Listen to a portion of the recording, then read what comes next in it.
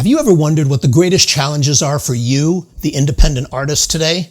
Well, if you have, then you'll definitely want to check out our interview with Chris Taylor, president of E1 Music, one of the largest independent labels in the world.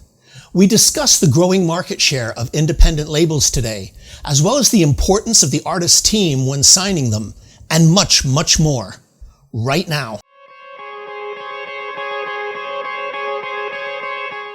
This episode of the MUBUTV Insider video series is brought to you by the Music Business Registry. The Music Business Registry is the leading music industry publisher of the most up-to-date contact information for major and independent record label A&R, music publishers, artist managers, music attorneys, music supervisors, and much, much more. The Music Business Registry is the trusted industry standard and source serving the music business community for over 30 years with the most accurate and up-to-date contact information available. Their titles include the A&R Registry, the Film and Television Music Guide, the Music Publisher Registry, and the Music Attorney Registry. All of their publications are available in PDF, CSV, or online subscription. Visit musicregistry.com and use coupon code MUBUTV10 at checkout. That's musicregistry.com, coupon code MUBUTV10. When you're ready to put your music to work, musicregistry.com. Hi, this is Ritch Esra from MUBUTV, where our mission is to educate, empower,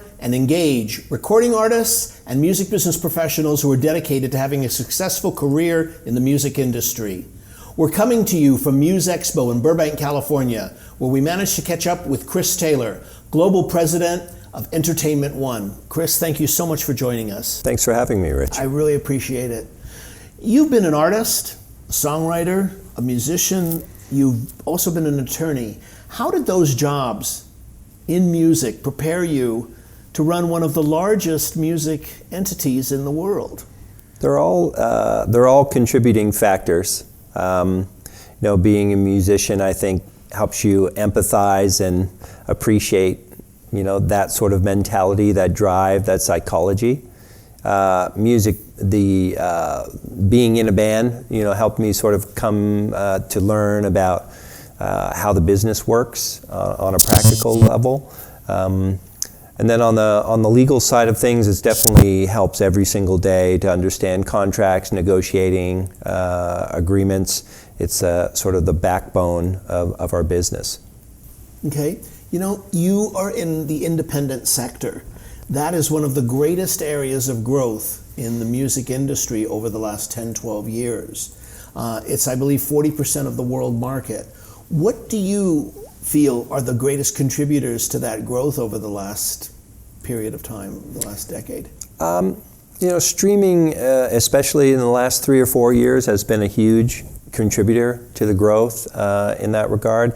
It's actually put the power and bargaining power more in the hands of recording artists themselves. And when you're looking at recording artists looking for flexible, nimble options in terms of label partners or marketing partners or whatever you want to call them, I think the independent sector becomes more and more attractive as a result.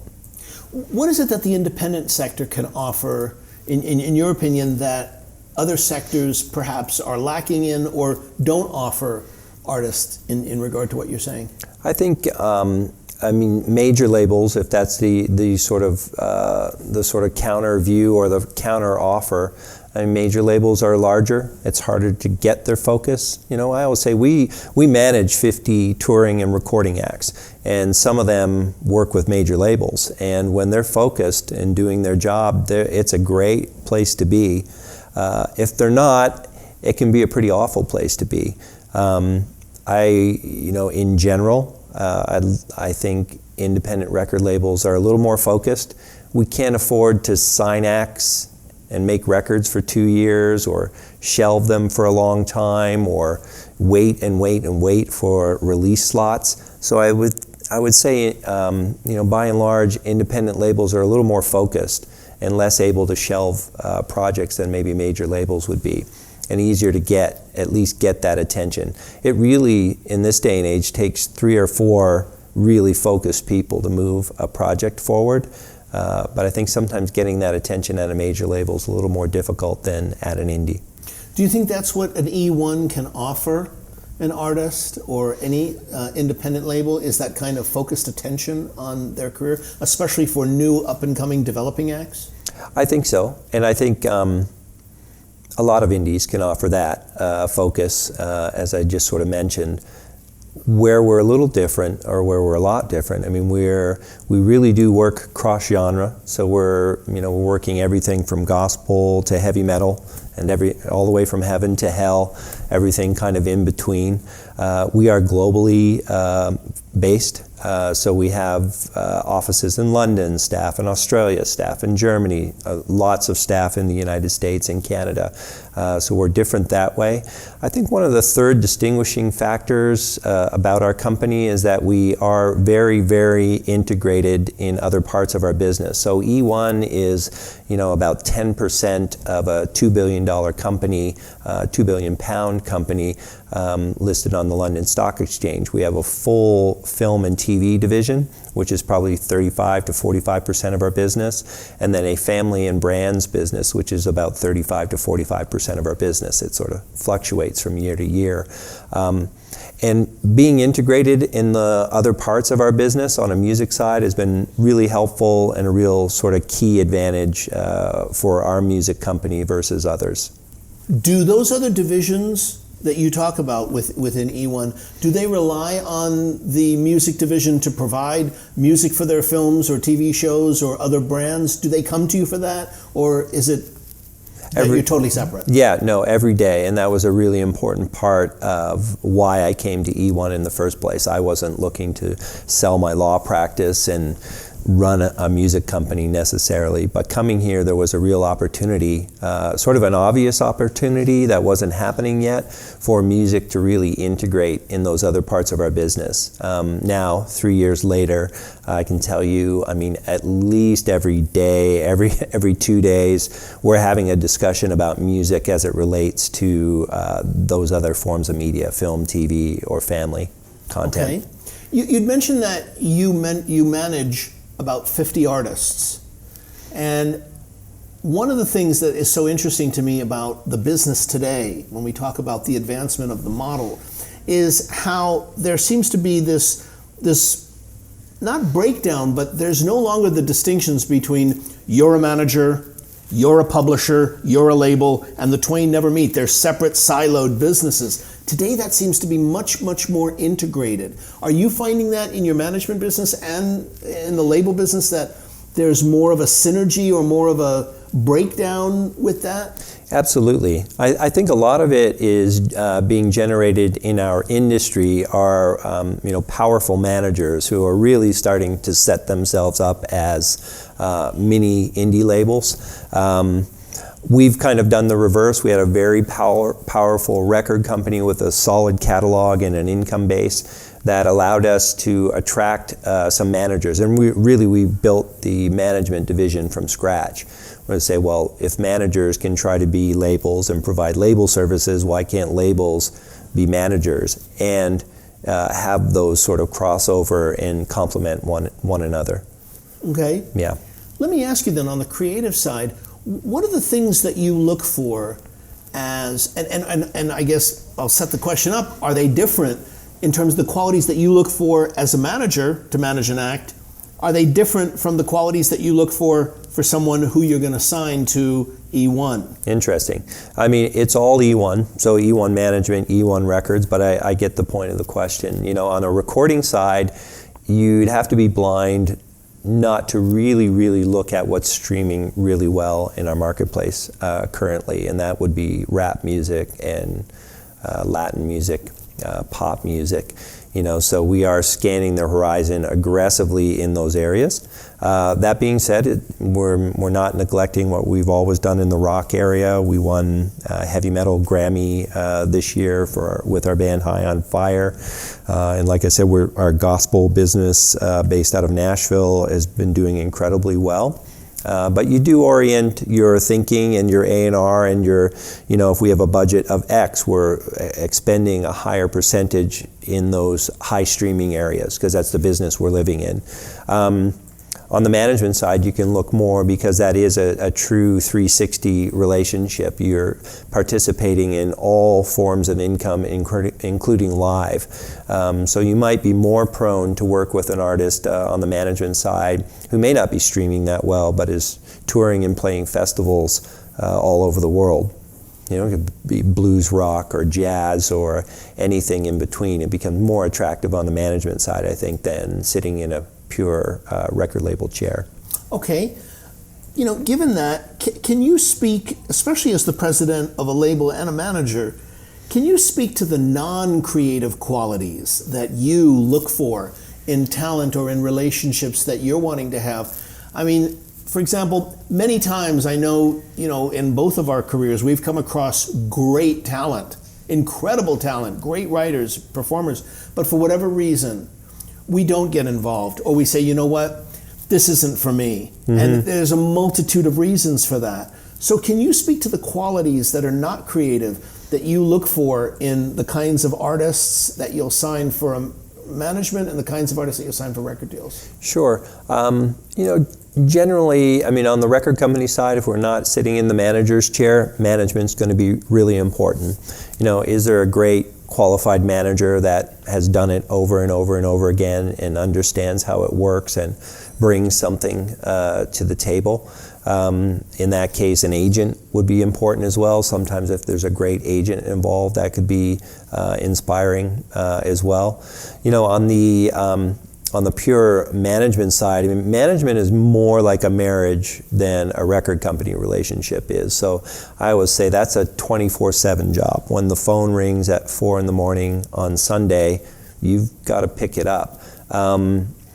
Whereas if you're a record company, perhaps not so much.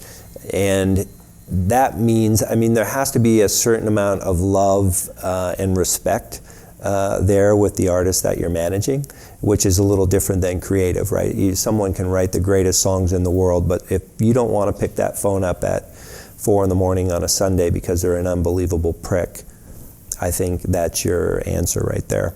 Okay.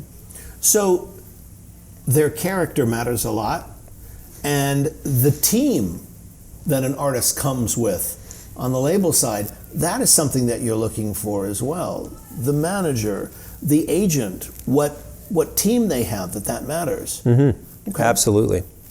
Okay, let me ask you something else. Given the aspect of, you know, how you talked about streaming today and the fast pace that the development process works today, do you feel that artists need to be somewhat developed, or there needs to be some form of development with talent today before you can actively sign an artist? Rather than just a pure, like, we love this music, they don't have anything else going on, they're not, you know, experienced performers or whatever. Is there some development process that's required today or not? I think so. I mean, in this day and age when someone can record in their bedroom and put music up on SoundCloud in the afternoon, there should be a bit of that going on by the time you're picking up an artist, and some data as well. I mean, it's important. I don't think it's conclusive or determines the issue, but it's a contributing factor. If something's sort of working and they've been able to get something working independently on their own, I think it is a factor. Okay. You mentioned earlier in our discussion that E1 is a worldwide operation. When you're making decisions as the president for E1, do you take into account your other territories, or is it more you're signing things for, you know, this would be great just for America, and I'm thinking just America and Canada, or are you thinking the worldwide operation of E1 and other entities within that scope?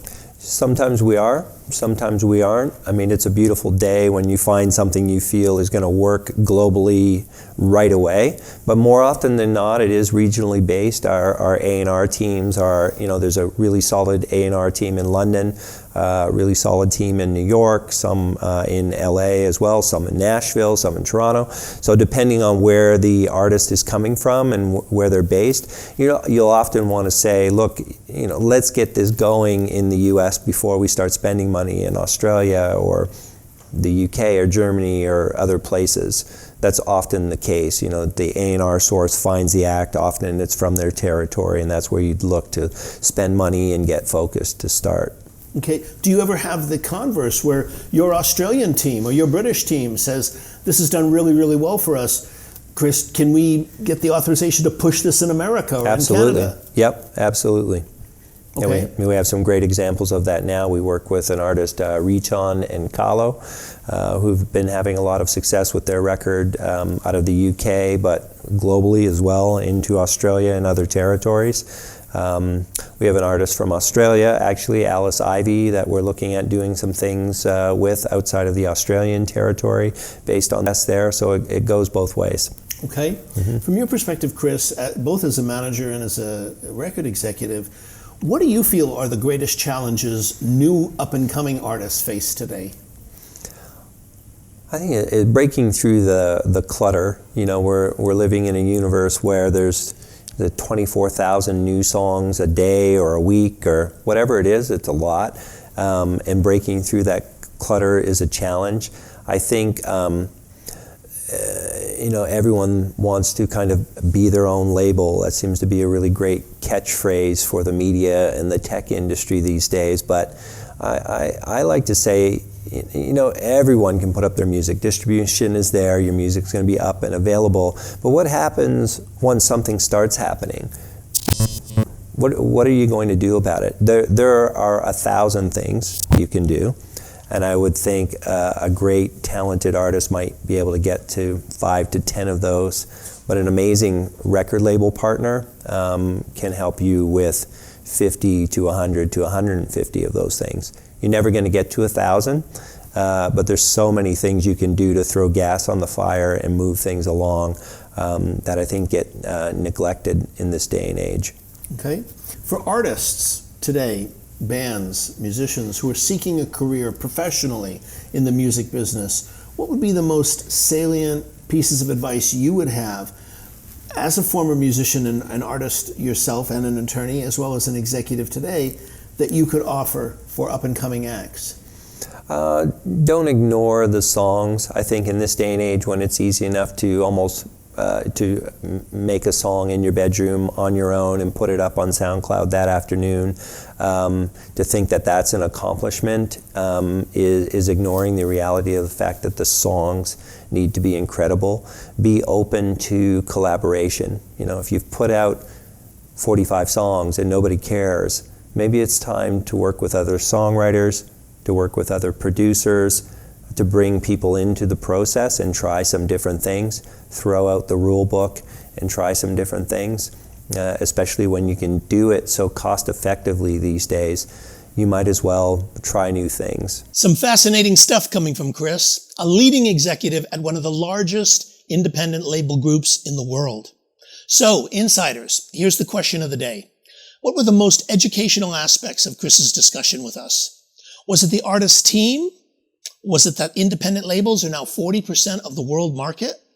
Or was it the challenges that you, the independent artist, face today? Or maybe it was something else that you'd like to share.